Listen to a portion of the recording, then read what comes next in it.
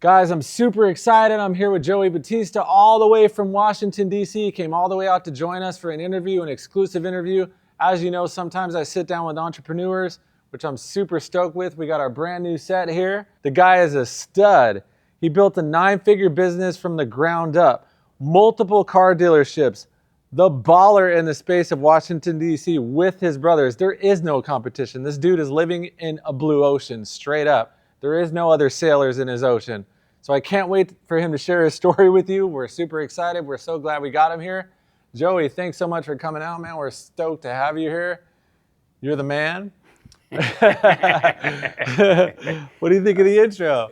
The intro is awesome. That was good. Yeah, I practiced that a little bit. Yeah, the intro was awesome. Yeah, he flew first class. If you want to be first class, or do you want to be low class at the bottom? You want to be some in of you no class. You want to be in the cockpit, or you want to grab your I like this. Getting to know this guy's been interesting, you know? I'm just kidding. All of a sudden he started out like all shy and quiet. Now all of a sudden here at the conversation, another 2 hours here. Who knows what we're going to be talking about, right? Yeah, somebody spiked my drink, man. Yeah, so Joey, I'm really excited to have you here. I know we talked on the phone like several times. We hung out privately, but nobody, our audience in particular, they haven't heard your story, and I think everybody wants to hear the tragic to magic story, as I call it. Like, it wasn't always this way. Like, you built that 9-figure business. Nobody handed that to you, and I think everybody wants to hear that story. Everybody is rooting for the hero, right? That came from nothing, but now they got something, right? So if you could just kind of walk me through from the beginning, where'd you grow up, what that was like, and how'd you end up in the DC area and the dealerships and all of that. So go ahead and shoot, tell us about yourself. And how you doing? I'm Joey Battista. I'm from the DC metro area. I live there currently now. I'm an auto dealer there and real estate investor. Grew up in Ohio. In high school, my father passed away, and that's what took me to the area. I went down there to start in the automotive industry. My uncle had worked there at the time and went down there and got started, and that kind of is where it began. I started out selling new Mazdas, and then I progressed over time. I was an independent dealer. I was sold used cars. I grew that. I had a few stores over the years. so can you tell me, because like I'm always curious about, I know what my childhood home was like, right? I have those memories, and I always talk, when I talk with people, I'm like, when you look back on life, it's like a highlight reel. You know, you remember moments, good and bad, but I think what you remember the most is the good ones. But I think the bad ones and the ones that were hard or challenging, I think are also a part of our makeup and also a part of our story. And I think it's important to talk about that. So like, I've never seen your childhood home. I've never seen your childhood neighborhood. Can you tell me a little bit of, like, walk me through that bird's eye view? What was it like? What was your neighborhood like? Where did you grow up? Your childhood neighborhood. I grew up. It was. I mean, I grew up in Ohio. It was a nice neighborhood. It was like your classic, for that time period. It's probably a 2,000 square foot home, right? And it's in the Midwest, so it had a little decent chunk of property with it, and everything was nice. My father, who was older, my father was 59 and my mom was 19 when they met, so that possessed a different dynamic in the home. So I was able to get a lot of wisdom and what have you, and a lot of the dynamics of the relationship were probably a little bit different. So there was a lot of things. I was always getting a very philosophical approach. My father was an entrepreneur. He's a restaurant owner, what have you, and so it was always baked into the kind of into the DNA. We were always talking about these things. So it's like, even though we came from the Midwest, starting out with nothing, it was still always that class. I think it was, having that foreigner work ethic built into, having the foreigner work ethic where hard work pays off. And at the same point in time, just the dream, the American dream, having a home, owning a business, doing these things, that was alive and well there. And that was kind of good, and everything was there. But because my father was older, I mean, that's what happens. He passed away when I was in high school, and that's when I moved to the DC metro area. Yeah, and was it a family member that was there that was already established that called you over and gave you an opportunity? My uncle was there. My uncle was there. He was in the car business. And when I was, I always wanted to be in the car business. So when I was growing up, my dad used to go have breakfast and stuff like that. And there was always a guy that would come in, and they would have breakfast together. And it was always, everybody got excited when he came in the room. They lit up like a Christmas tree. And, he owned a Mercedes dealership.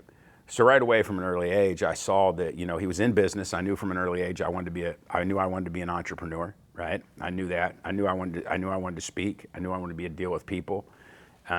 So that kind of had inspired me. So even before I came down here, I had already wanted to, or came to the DC metro area, I had wanted to get into the car business because I saw the level of success, influence, the money, the power.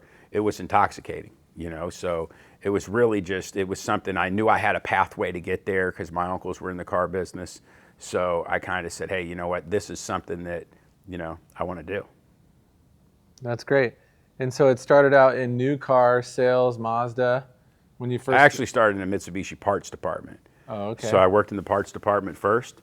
So I didn't have a driver's license when I went there, so I had to get a driver's license, and then I ended up working. Then I worked in Mazda. Then I got into used cars. I did that for a few years, and then I was 21. I opened up my first used car store, and then shortly, it wasn't even, it was a couple years after that. My brother Bobby joined me, and then obviously then we went from there, and then Brad, as he got out of school, that story all came later, but that was kind of how that worked out. And but what year was that? That would have been I started in 1998. I was 21 years old, 1998. That was my first, and I'll tell you, that was my first. That was a turning point. That was a turning point because not only did I go in there, and this is something that I can share. Like we talk about giving value, so I think this is worth sharing. I went in, I bought my first dealership, and I remember I bought it on the back of a napkin, and I negotiated the contract on a napkin, and the gentleman came in and he said, I want $300,000 for it. I want $300,000 for it, or $300,000 for it, or $3,000 a month rent. And I said, look, this place needs a lot of work. I'll give you $3,500 a month for it, and you give me a 39-month lease with the first 3 months for free, and you give me an option to buy it for $350,000 within those 39 months. As and this is one of these things but obviously going in and negotiating a contract like that sounds, you can negotiate. That's one thing that people don't know, especially young entrepreneurs don't know. If you can think it and it's legal, moral, and ethical, you can negotiate it, right? So you can get very creative in these deals. It's not that complicated. And if you have a motivated seller, whatever the case may be, and an opportunity. Now, the interesting thing is how this played out was a couple years later, they built a clover leaf.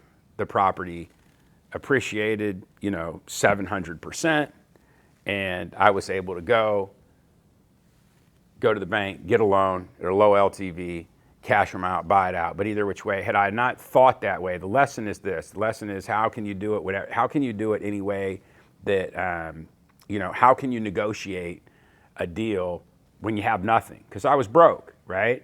So what did I do? I came in and I looked at, he only wanted $300,000, or he only wanted $300,000. So I made it worth it to the seller, right? I said, hey, I'll give you $3,500. I sat, I listened, I could tell that they were sharing the money. I knew at that number, it was a sweeter number, and he took the deal, and being creative, and that's the other piece of the lesson, going into a deal, creativity always wins. Deal makers are always creative. Deal makers are always agile. Deal makers are always flexible. So that was one of those lessons, and was a big lesson. I think it's definitely worth the share. Yeah, it sounds like a great lesson. And I mean, not a lot of people, one, are given an opportunity at that age, and if they are, they're not ready to even deal with it, right? They probably freeze and sweat. So it's kind of like, it's interesting that at 21 years old, you were able to navigate through that process that had to come from somewhere. So you had to have learned that. Was that, you think you got that game from your father? Yeah, he did. My father, he would always do it. When I was a kid, he would ride around, we'd go get ice cream, and he would go around and he would tell me how much each business made. He would say, you want to be in this business, you don't want to be in that business, you can be in this business, you don't want to be in that business. And we would ride around and we would talk business all the time. That's what we did. And that was probably, my father was a beautiful man. And it was really one of the highlights of my life was being able to do that. Yeah, and so I'm interested in the age gap. Your father was 59, your mom was 19. So growing up with that, were there any challenges there? Was that a little bit, because that's a pretty big age gap, right? Yeah, I mean, I think that it's one of them things, you know, like you think about it, like, I don't want to portray it as bad because I got all the game. I got the philosophy. I had the loving relationship. I got all the good stuff. But but having an older father like that, it's not like we were playing baseball together, right? We weren't out playing, you know what I mean? So it was a different dynamic, but he was always feeding he's always feeding my heart. He was feeding my mind. But some of those other things that were conventional, sometimes there'd be certain things, but no, I think for the most part, it was there, but it definitely, having an older father like that to that capacity at that degree, you feel it. You're worried about losing him as a child growing up, right? You're worried about losing your father. So, but some wisdom also came with that, right? Because he was further down the road. Massive amounts of wisdom. And that's probably what instilled the right tools into you to be prepared for that meeting on that day when you were 21 years old, back of the table napkin, just like the Gettysburg Address. You papered it up, and that changed the course of your life forever. I mean, a 700% increase on your first deal, that's not common, but that literally changed the trajectory. Well, and the interesting piece of it is I ended up selling it, but what I did is at that time I knew the deal would hit land records, so I bought the property next door, and I was able to make several $100,000 on the next property because I bought it before I closed. So I got this one, I sold it, and so that deal ended up at that time, that ended up being, I ran with it. So it's like I didn't, and it had to come from him because God knows there's no logical reason. Yeah. I just figured it out. I got in, I was always a student. The one thing that's available today that was never available when I was coming up, and that's why it's like a relived passion for me. Like, I'm like, man, this is game start over, right? Like, this is like, I got to go take a crack at all these beautiful, easy tools that all these entrepreneurs have today that we didn't have, right? Mm-hmm. But the thing that I have to go with it is, I got the business chops behind it, right? So there's a difference when you actually cut your teeth or if you're still wet behind the ears, right? So the thing is, if you can use the tools and resources that are out there today, anything's possible. Yeah, so take me through what it's like today. What's a day in the life of your organization today, your business today? What does that look like, the landscape? Do you have multiple buildings, one building? What is it like? There's three. It's right now. It's currently because we pulled out of one. We're getting ready to do a deal on that. We're going to get a national tenant in there. We're doing that, and then we're in process of working on a couple acquisitions for new car franchises that we should have done here within the next 90 days. We should at least have LOIs and everything in there and start that process and have agreements, whatever different things from different deals. I can't expand on them. I can't expand on it right now, not till they're done. But the thing is, we're doing that. We're working we have the 2 different locations. There's 3 different facilities. And a lot of it these days is for my role and what I do. It's me and my 2 brothers. For the role that I do, I'm really looking for, I'm looking at the numbers. I'm looking at the data. I'm day to day. I'm really not too much involved in day-to-day operations. I don't really do that per se as much. I just kind of keep my eyes on it. I'm looking at the trends. I'm looking at the dashboard. I'm seeing whatever matters. And then all the people are in place that as long as they're doing what they're doing, I'm giving them the everything in there. And because my brothers are in there. And then if there's an area opportunity, I just kind of put focus to it. And all the people are qualified and they can do it. We have a really good team. We have a lot of amazing people that work with us, and I think that's the real value of what we have is in the team. And it took years to develop these people, so that's really the big thing there. Yeah, that's great. So I think maybe we should go into like how we met and what your goals are. Like you made a decision, which I think is great and which I think is absolutely essential no matter what you do, whether you're an orthodontist, whether you sell cars, it don't matter. We're moving into the digital we're already in the digital landscape, but we're moving more and more and more into the digital landscape from the universe to the metaverse, in other words, right? The physical universe is moving into the metaverse.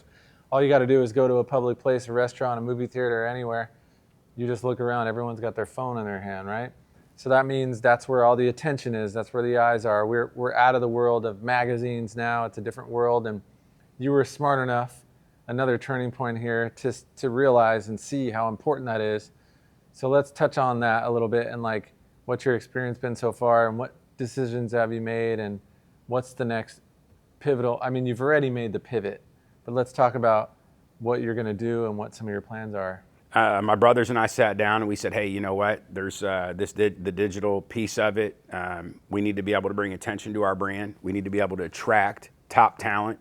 Another thing that we were looking for is some of the manufacturers that are tougher to get in. We were like, we maybe need to be able to recruit some minority candidates that are good operators that believe what we believe, that we can get in there, and they're short capital and they need capital. We can be the capital piece for them. They can be the operator.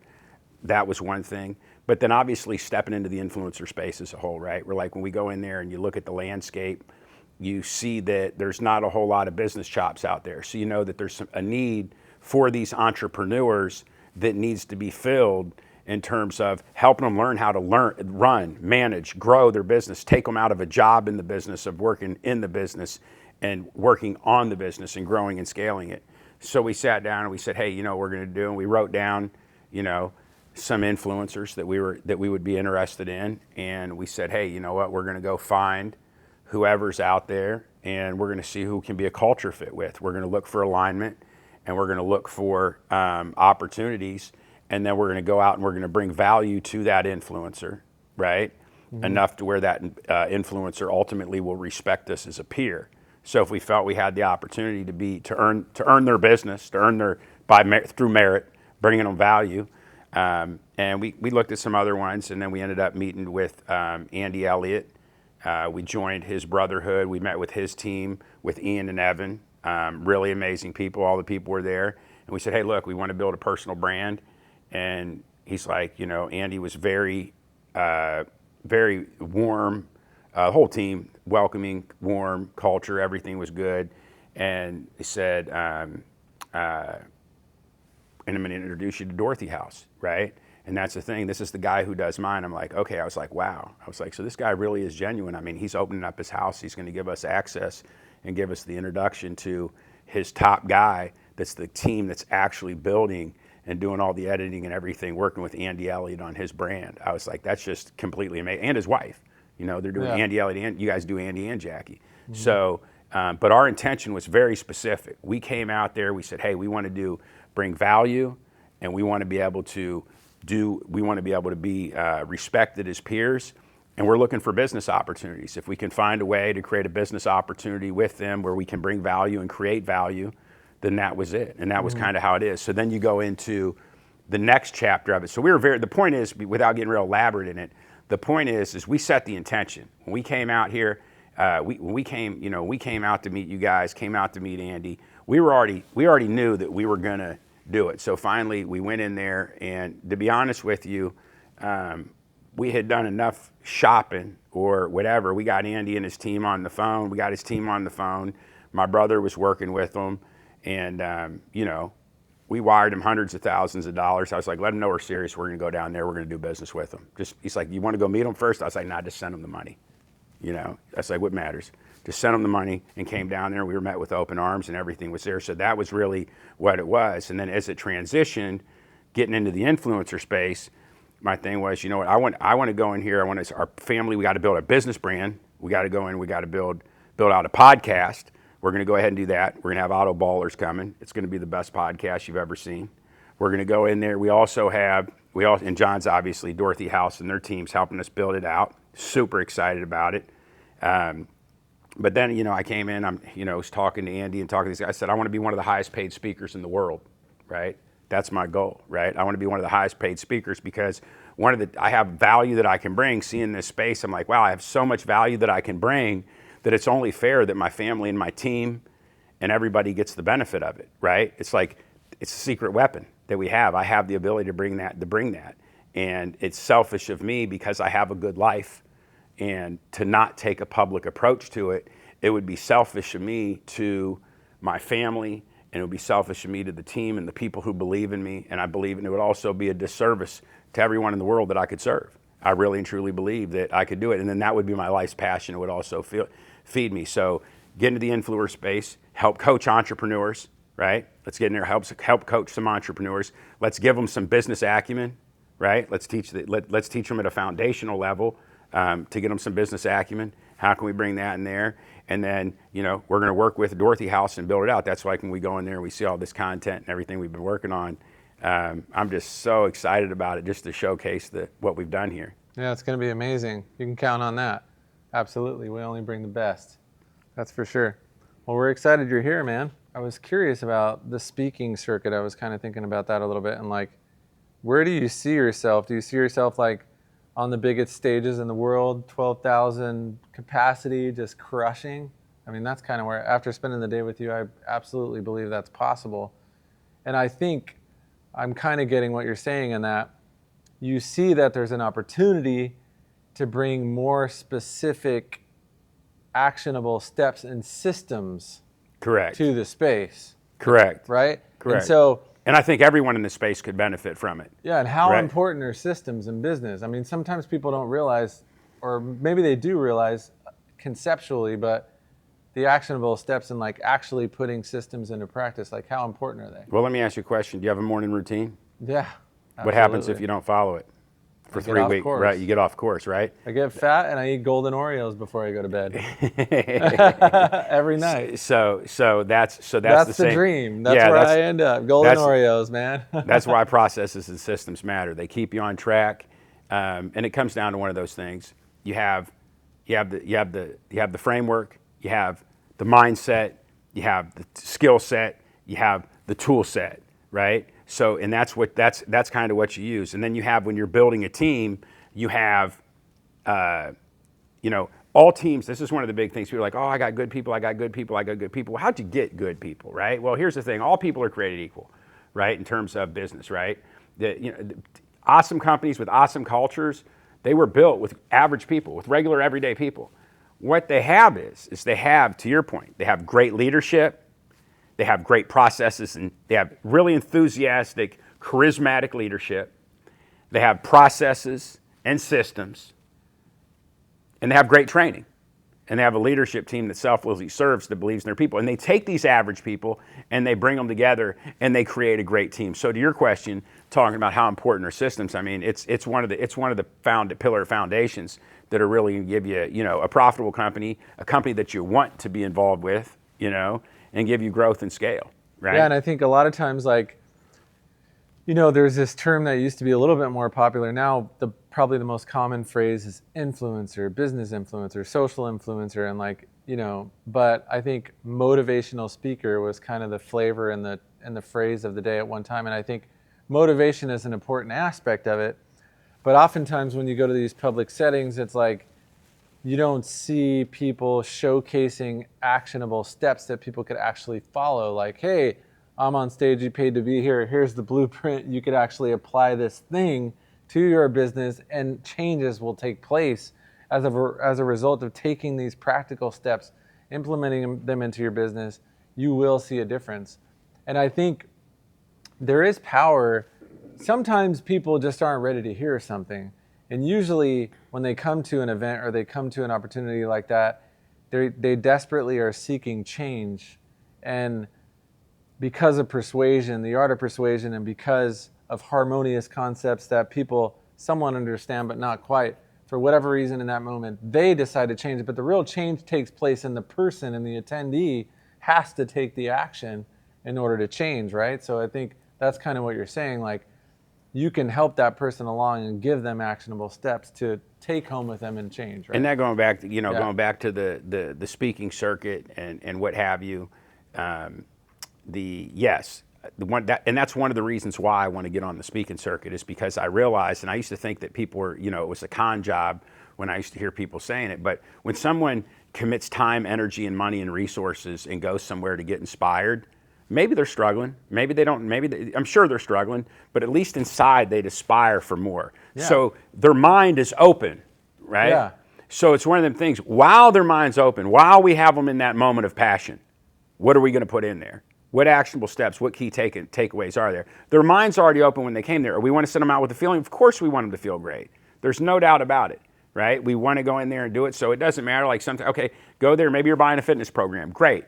I love it. Do it, right? Whatever the case may be. Whatever it is, go there with something. But the reality is if you're going to an entrepreneur event, or you're an intrapreneur and you want to do a better job where you're at, or you're looking to make that growth from intrapreneur to entrepreneur, or whatever the case may be, you do it. So I do like the influencer space in the aspect of you have people that are open-minded. And what you had brought something up, John. You asked me, you said, where do I see myself as far as, what'd you say, what was the question? Yeah, so where do you see yourself as far as the speaking circuit is concerned? Like, do you see yourself single-handedly filling up an arena? Do you see yourself as the biggest draw someday?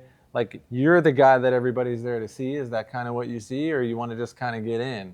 No, I see myself as being the main attraction, right? Obviously, to be great people have to be prepared to walk with other great people. So obviously, that's what I want to do. I want to walk with other great people. Yeah. But I see myself when I look at the influencer space, and I had a conversation with somebody, and I said, where I was going back and forth, and I said, look, I know what I can bring. I know I can be one of the top 50 speakers in the world. I was allowing myself margin for error. I know I can be one of the top 25 because I see what it is. I know what they have. And it's just, there's a certain DNA, there's a certain manner, there's certain value, there's just a certain human that can go out there and do it. And it's a passion for mine. It's not even work for me, right? So yeah. I want to be able to do it. So to have a bigger audience, a bigger impact, and keep in mind, I'm going to build out the influencer space. I'm going to build out in the coaching space. We're going to help people. We're going to collaborate and do some entrepreneurial work. At the same point in time, I'm going to go ahead and grow and scale the company too. So the whole time during this journey, this is also about my personal development and showing that it can be done and showing what you can do. It's like you can grow a company without disruption in scale, and you can go ahead and do this. So no, I see myself as being one of the highest paid speakers in the world. Mm-hmm. And obviously, you know, I'm looking for friends, I'm looking for allies. So I'm looking for anybody that sees me up and coming that's in there and they say, hey, you know what? I would assume these people that have been doing it, the gentlemen, ladies and gentlemen that have been doing it, they can say, hey, look, this is what a top speaker looks like. This kid has chops. He has the ability to do it. I'm looking for some love. So if I can get allies early on, I would greatly appreciate it. Yeah, and so if somebody, yeah, and I'm sure you will. So if somebody comes to you with a business, let's say I have a car business, or I don't know that it matters. Business is business, right? And I'm like, hey, I'm struggling, man. You know, it's month to month. I'm sweating. You know, I come to Joey. I'm looking to you for mentorship. It's like, what would you need from that person in order to see where the errors were? Like if I'm, let's just say I'm Joe Smith, and I call you and I'm like, hey man, it's a struggle. I just wanted to call you and let you know, what do you need from me to help? I need help, right? Like, well, I would go through and I would listen to your story. I would let you unpack. I would say, where do you see you need help? And in that the first thing I would be looking for is what can I get the immediate lifts on, whether it be with you, right? Because usually the entrepreneur is in their own way most of the time. And it's not because, and I only know this because I've done it, it's not necessarily from lack of desire, heart, or ambition, because we know that entrepreneurs don't lack grit, right? The wherewithal, the tenacity and everything. But a lot of times you get so caught up working in the business that you don't step back and take a breath of air, recalibrate, right? Sometimes you got to slow down to speed up. And that's what it is. I'll slow them down and I'll go in there and I'll look at, you know, whatever, you know, depending on what industry it is, I'll go in and I'll look at it, say, where's your challenges at in operations? I'll look at the operations right away. I'll look at it, you know, immediately and see, you know, what is it? Is it revenue? Is it conversion? Is it leads? Is it in the marketing? And just go in and unpack it. And I'll meet them where they are, right? Everybody has a different thing. Most people do one thing or another. It's not a one size fits all model, but I'll meet them where they are, and I'll give them we'll come up with an action plan or next steps at a minimum. Yeah, you'll find whatever their pain points are and try to drill down. Absolutely, I'll find where that's why I said I'll meet them where they are, whatever their pain points are, right? Like it's like, hey, the doctor. It's usually money. It's always money. It's always some sort of money, right? Well, I don't know how I'm going to make payroll next month. You know, we're not making as much as we should be. I thought we'd be further along by now. And what you're saying is typically, and this is so true, and I think this is why the influencer space is so effective, is that it's typically lies within the business owner's deficiencies, whatever they are, and it's typically up here. Right? So there's toxicity within the mind, which therefore causes toxicity in the culture, because if the leadership is faulty for whatever reason, then it's going to trickle down into the rest of the organization. Well, and that's one of the things we were talking about earlier when we were working on some of the other stuff is, you know, caring about the people, right? And sometimes when you're going in there and you're like trying so hard, and really some of it's just you don't know how to implement, right? You're like, do this and do it now, right? Yeah. But that doesn't work. You know the best plan? The one that the employee believes in and they want to do, as long as you can keep them in the guardrails and do it. So I'm always big on engagement. I like to coach to get engagement, because at the end of the day, you know, I'm looking for people to build the business. I don't want to build it. That's not my role. That's not my job. I offer resources, guidance, coaching, capital, and I'm looking for, I want to, at this point in time in my career, why would you want to be with somebody who's going to take all the light and try to do everything? I'm looking to give people the greatest gift humanly possible in business that you can give them, which is them getting better. And in order for them to get better, it's the same thing for the entrepreneur to get better. It's a self-help program. They got to do the work, right? And sometimes I think that tough conversation or just having somebody in there because, listen, the road of an entrepreneur is lonely, right? And, if you're going to need somebody that's greater than your circle of influence. If you're going to work all day and you're struggling and you're going home and you're talking to your wife who has nothing to do with the business, that's never ran a business before, or your husband or your best friend or your girlfriend, whatever the case may be, if you're going in and talking, they don't know anything about business. How can they help you? But this is what we do as humans. This is the early entrepreneur. Where the magic happens is when you find somebody that's further along in the process than you are, and then you get their advice. Now here's the trick. You got to take it.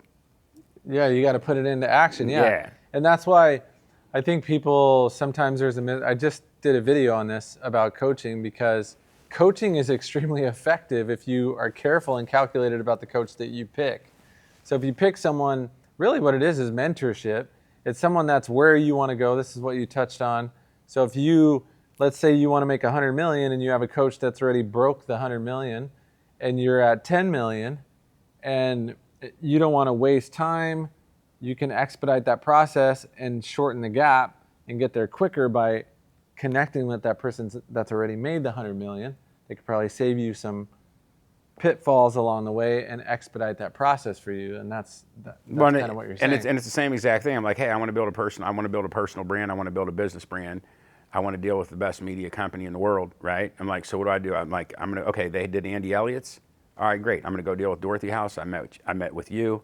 And all of a sudden, so now you go ahead and you say, hey, here's the template. And I'm like, okay, so who are your clients? And you're like, oh, nobody, just the fastest growing influencers and some of the most successful influencers in the world. Those are who my clients are.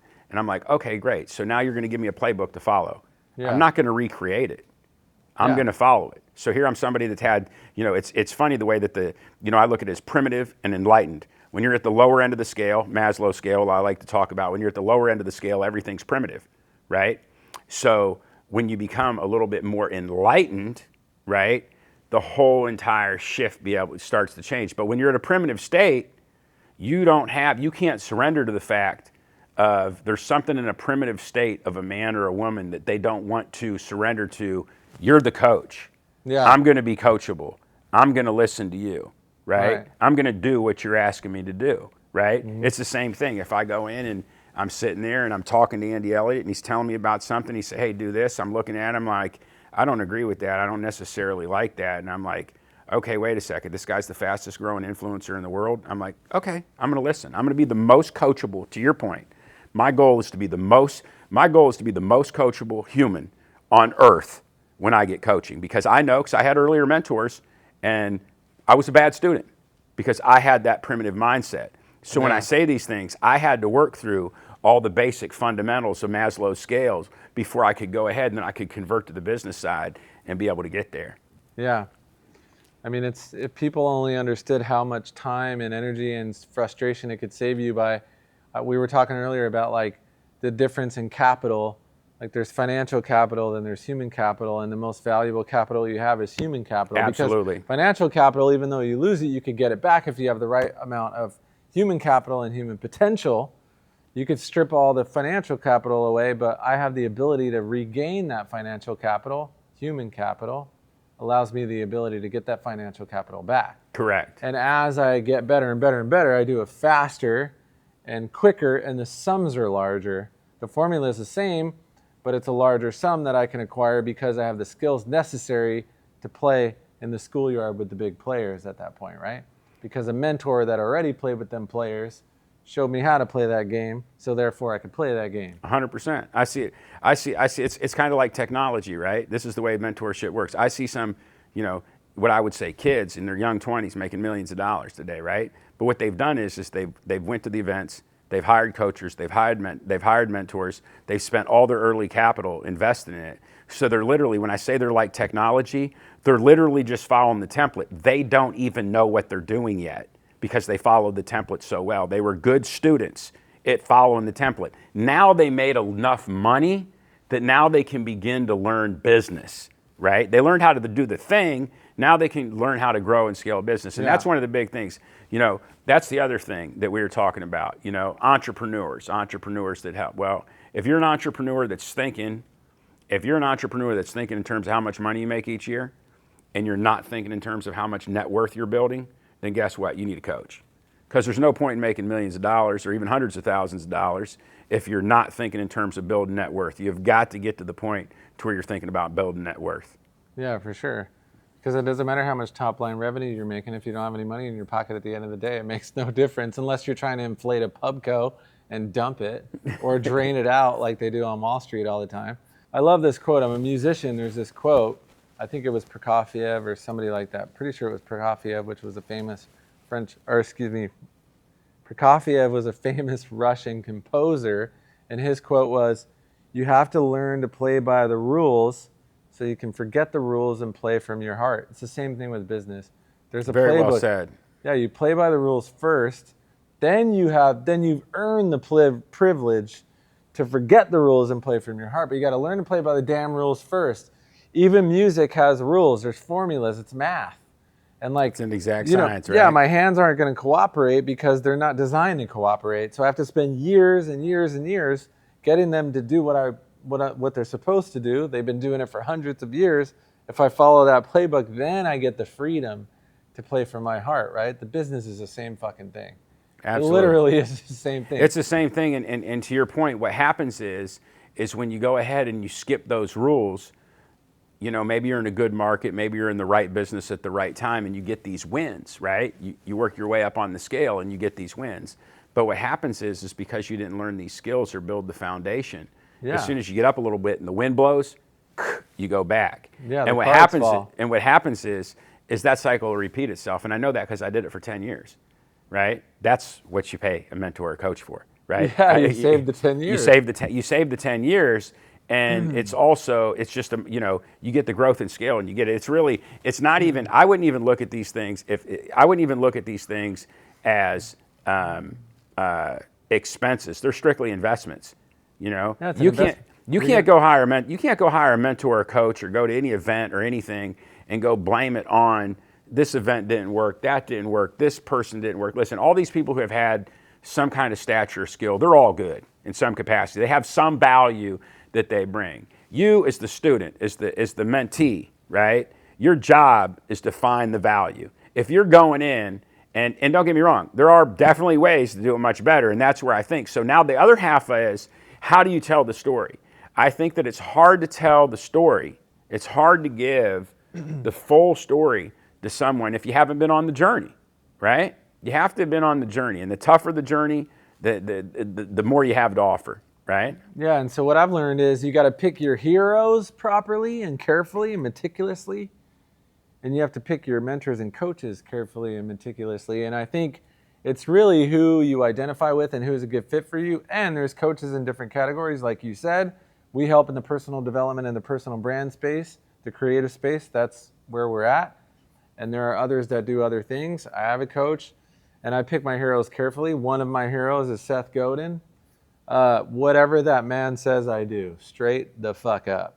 Every book he writes, I read. Everything he says, I put into practice immediately. And one of the things that he said recently, this guy's been around forever. He basically was a part of embedding email. And he was around when the internet first started. The guy's a stud. He said, practice like an instrument using AI 30 minutes a day. Guess what? I started doing it immediately. The second he said it, because he's my hero and I trust him. I try to build a tribe. I work to become a purple cow. I work to become remarkable because that's what he told me to do. Focus on being remarkable, which is becoming the best version of yourself so that you stand out like a purple cow on the side of the road when you're driving. I just finished Purple Cow this morning, Yeah. actually. I did it. Yeah. And this is a good point. Let's talk about Purple Cow real quick. Sure. So this is one of the things, like when people come in here, when you pick somebody that you're gonna be your mentor, you're gonna learn from, or you're gonna go on that journey with, right? I like I told you, I said, hey, what do you think I should read? And you threw a couple books at me, and I call it, like, this is Tony Robbins. I got this from Tony Robbins, is priming, right? So what I wanted to know is, I wanted to know what influenced you and what inspired you. And I literally timed it up until the minute before I came in. I read it for our time together so much each day because I wanted to consume that content, because I wanted to be able to connect with you where you were when you were speaking things, whether it's a blue ocean or it's a purple cow or whatever the case may be. I wanted to know exactly who influences you and exactly what was going on. And the reason why I say this is because that's what all the entrepreneurs should be doing when they're going to these events. Like, let's go ahead and you pick your superhero, right? And you get into a conversation with them and you want to attract them to you. Don't you want them to know that you studied everything about them? Don't you want to be able to have a good, healthy conversation? Or do you want to start out at something? You don't want to meet somebody that's a larger than life character, that's a millionaire, that you can learn from, and then ask them a question that you could have read online or in a book. If you get one question to ask them, right, you want to ask them a good question. You don't want to ask them something you could have found on your own. So at the same point in time, you want to show that they're interesting. Yeah, right? Exactly. So yeah, that's why I think it's so important to choose your heroes wisely and carefully. But again, I think it kind of comes down to, I talk about this all the time, the best advice. Everything for me started with Brian Tracy. I first heard his CDs in 2005 in my mom's car on a road trip. And one thing that he said, he's like, you have to have clarity. Like, you need to be clear. How do you do that? By getting a pen and a damn piece of paper and going, what do I want? What do I value? Okay, these things that I want, how do I get them? You Google it. They tell you how to get them. What's the price I have to pay to get them? And then you get busy paying the price. That's the formula. You get busy paying the price. Yeah, you can pretty much get anything you want. And to me, cash or money is a small thing to give away in exchange for the value that I get back, because I'm going to 10x, 5x, whatever it turns out to be, that money in exchange. Well, let's go ahead. I'll tell you. I'm going to tell you how to get the universe to give you more. And I know you know about the universe and everything, but I'm going to tell you how to get the universe to give you more for your money, right? Is you have to have, I don't look at it like, hey, I paid John this, or I paid this person that, or I paid Dorothy House this. I don't look at it like that. I look at it like this. They were kind enough to let me give them my money, right? Because when I turn around and I say they were kind enough to let me give them my money, and I say that to the universe automatically just gives me more from you. You pour in more to me. So that's what I do. This isn't something I have to do, I get to do. It's the same thing. When you meet somebody that's had an extreme amount of success, like that's where some of the people I notice, like, you know, the amount of money is insignificant. Some people have had so much success and everything, like you're holding on to that money like it's dear life, right? And it doesn't matter if you've already decided to let it go, right? But at the same point in time, when you do let the money go, you want to go in there and you want to be able to say, hey, you know what, man, thanks a lot so much, man, for letting me give you this money, right? Because the universe is going to reward you more for it. Yeah. You know? Yeah, you will. Exactly. It's just, and it's a happier, more gentle ride, right? Yeah, and that goes back to thinking. It's like mindset, and what is your relationship with money? Like, do you have a toxic relationship with money? Do you have a healthy relationship with money? It's like, what does money really mean to you? Like, I think in the simplest of terms, people exchange value for money, typically, right? Like if I go to Mastro's, it's greater value, so therefore they charge more money. I'm happy to give them that money because I know the food for sure is going to be good, and I'm going to have a better experience. It's a guarantee. They could raise the price on the spot, it wouldn't matter. They could double the price, it wouldn't matter. This is something that Warren Buffett talks about. He talks about it's so good, and if your brand can be so good that it has a moat around it, like a bed of water with sharks in it, which is Coca-Cola he uses as an example, Apple he uses as an example, See's Candy. You and I aren't going to start another See's and compete with them. There's no fucking way. And See's can raise their price year after year after year after year, which is exactly what they do since the day he bought it, and they know the consumers are going to pay it. Apple does the same fucking thing. That iPhone could be $2,500 next year, and people are going to buy that shit. There's going to be broke motherfuckers from Compton that can't pay their rent. They're going to stand in that fucking line to get that damn phone because they figured out how to crack the code to give us enough value in that phone where they know they can demand pretty much any price and get away with it. So like, that's the game, right? So like, But that costs money and resources and time, and it's a mindset shift.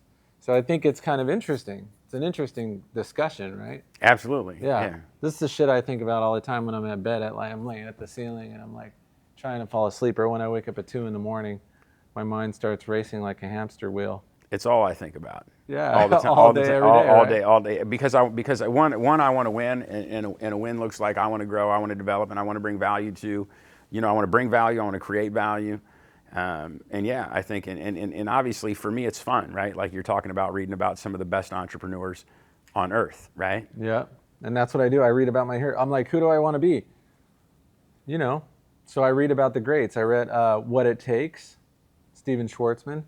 He oversees the biggest fund probably on earth right now. I think it has $1 trillion at this point, or over $1 trillion. Blackstone. Guy's absolutely fascinating. I read Creativity Inc., one of the guys from Pixar, and on it goes, because I'm like, what do these people do? And what's fascinating, I always tell people, like, it's a pretty much guarantee. Like, if I was to speak in an arena, the first thing I would say is read books. Like, 100%. That's the single most important thing you could 100%. possibly do. And start with the great men and women that built this country, because they're giving you for $30 what they spent 50 years, sometimes longer, to do for $30. And my thing. And they didn't have to do it. Ray Dalio didn't need to write a fucking book. He's Ray a billionaire. Dalio is a beast. He's right? a billionaire. He didn't. Steven Schwartzman, same thing. He's a billionaire. They didn't have to do it. That was a gift that they gave us. And it's like, why wouldn't we read that gift? So like, that's something that I learned earlier from Brian Tracy, and I think that's something that coaches understand, entrepreneurs understand, and it's like, it's so important, and it's like, that's the place to start, right? You start with the books and then move to the coaches, because it's kind of the same thing, right? The books are giving you all the value you possibly can. The coaches, they already absorbed 100 books, maybe 1,000 books, and they can give you the cliff notes and get you there faster. But even if they give you the cliff notes, correct. Yeah, you still read them. You still got to read the books. There's no if you want to be great, and it's funny because this is a very hard habit for a lot of people. I don't need to tell you that. Like a lot of people, what happened to me with the whole reading thing is I was just like, hey, what do the most successful people on earth do? That's what I decided when I was like, hey, I want to break through this plateau that I'm at. Yeah. What I did was I said, what do the most successful people on earth do? And guess what? The only thing that you can copy right now today that they do, sure, they're healthy, they eat right, all that stuff they do. Not all of them. Not all of them, but not all. Not Warren Buffett. No, well, but when I say all of them, majority, right? The most common denominator, right? The most common denominator. But my point is they all read, right? They Definitely. all read. 100% of them read. So it's like when you go in. Leaders are readers. Yeah, leaders are readers, man. Readers are badass. I mean, it's just what it is. It's cool to read. We've been in the age of the nerd for like 30 years. I mean, you haven't figured out to read yet? Yeah. You know what I'm saying? Yeah. Warren Buffett said, somebody asked him, if you had more time, what would you do? He said, read more. Absolutely. Because it would give him even more of an edge. The guy's like 100 years old.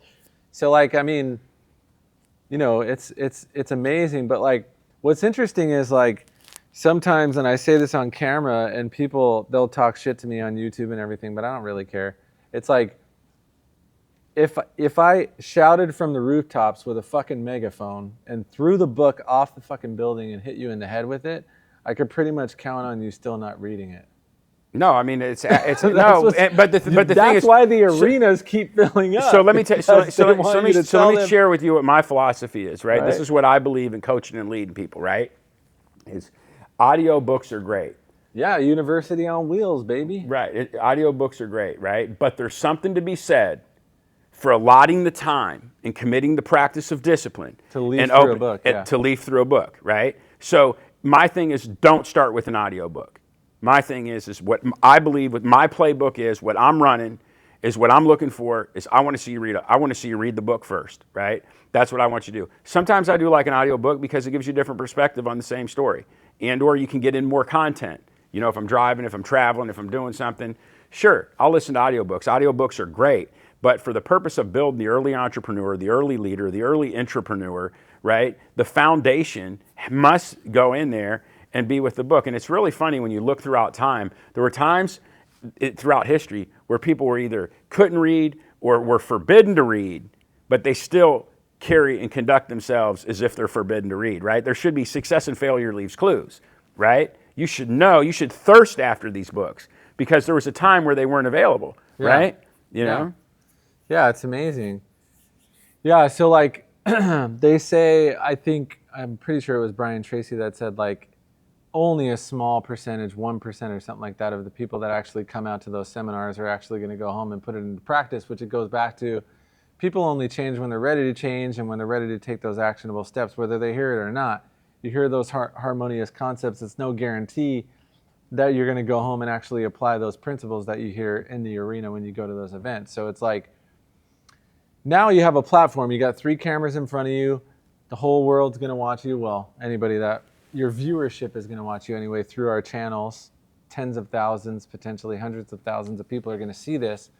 So what advice do you have for the viewers, people, entrepreneurs, that they're kind of stuck, they're at a plateau like what you were saying?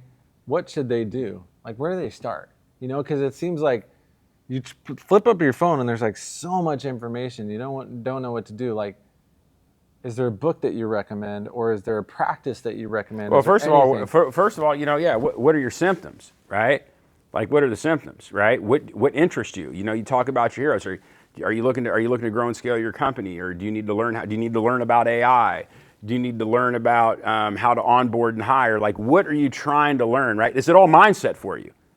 Are you just straight up horrible in your brain, right? Do you need a mindset book? There's times when you look at Relentless, right? You go in there, if you just want to pound the mind with it, you know what I mean? You just go in and you read a book like that. So it's like, what is it exactly that you want? So absolutely you read. Then you go in there and you're going to these events. You talk about going to events. Absolutely, you can go to an event. I'll give you, you go to an event, right? Because you want to find your tribe. You want to find people that you relate to.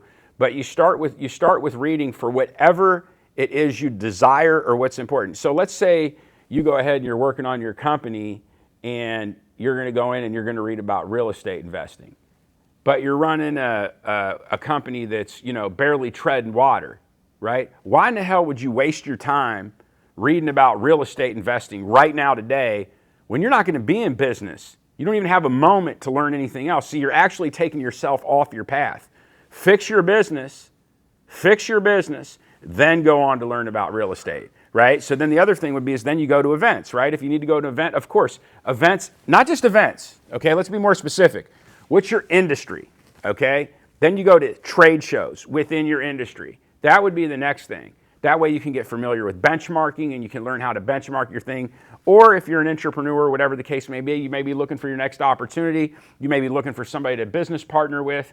You're looking for people like time. So you go to an industry event, right? An industry relevant to your industry, whatever it is, you go to an industry event. Then once you've went ahead and you've capitalized on the industry event, then you have to go into the influencer world. And the reason why you have to go into the influencer world is point blank, it's just a bigger game out here. All the big headhunters are all out in the influencer world. All the mega players, all of them are out there.